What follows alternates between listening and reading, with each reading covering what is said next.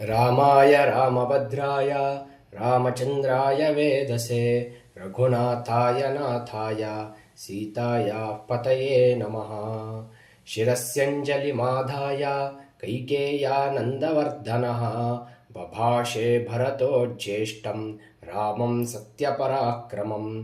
पूजिता मामिका माता दत्तं राज्यमिदं मम तद्ददामि पुनस्तुभ्यं यथा त्वमददा मम।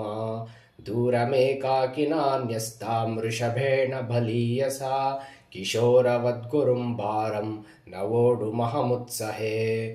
वारिवेगेन महता भिन्नस्सेतुरिवक्षरं दुर्बन्धनमिदं मन्ये राज्यच्छिद्रमसंवृतं।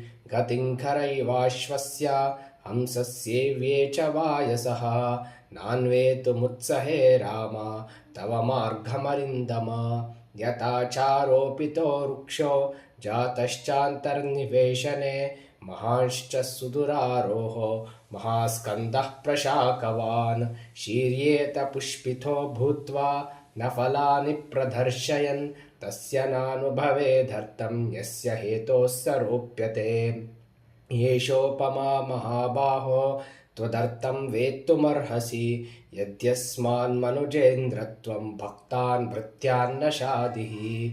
जगदाद्यभिषिक्तं त्वामनुपश्यतु सर्वतः प्रतपन्तमिवादित्यं मध्याह्ने दीप्ततेजसं। तूर्यसङ्घातनिर्घोषैः काञ्चीनूपुरनिस्वनैः मधुरैर्गीतशब्दैश्च प्रतिबुध्यस्व राघवा।